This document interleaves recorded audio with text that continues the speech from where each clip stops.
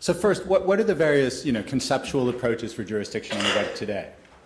Well, they're listed here, and let's just read them for just a second, because different countries or different regions apply one or multiple versions of these tests around the world. Right? One is the place of establishment of the corporate entity. If you're Google, that would be California in the US. Another conceptual approach is the place where the processing takes place. Well, I think that means where your data centers would be located. We have a network of data centers around the world. Not in every country, but around the world. Another theory would be the basis of basically where your users are. Well, if you're on the web, that means everywhere, right? Well, maybe not a country that's blocking your website.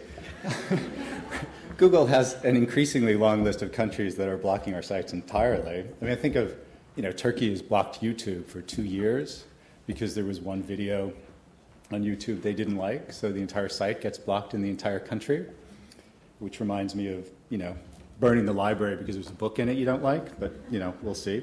And the final set of rules is, we don't really know, but we kind of make it up based on connections or nexus or just a bunch of factors or whether we're really interested.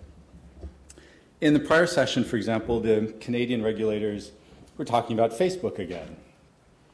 I don't know. Why is Canada the global regulator for Facebook? No one's ever answered that question for me.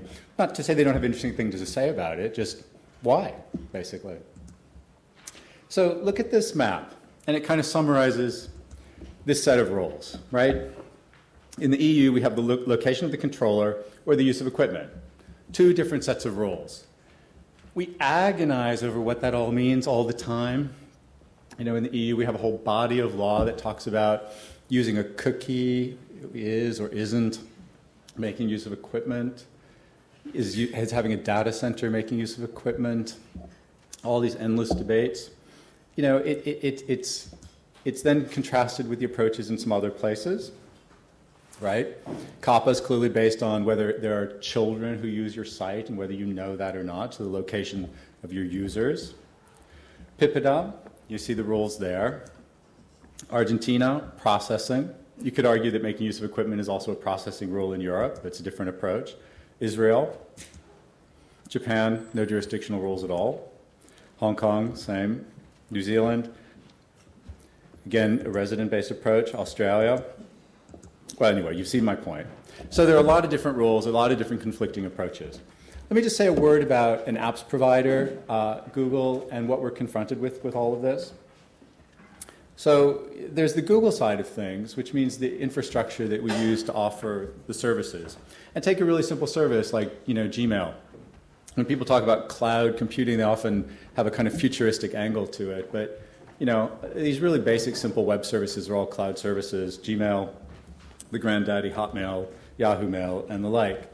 They have an infrastructure of data centers in various countries around the world. They have users around the world. If you're an apps provider, you have institutional users who in turn have users around the world. So you would, in one way or another, essentially probably be subject to some jurisdictional concept in every country on the planet.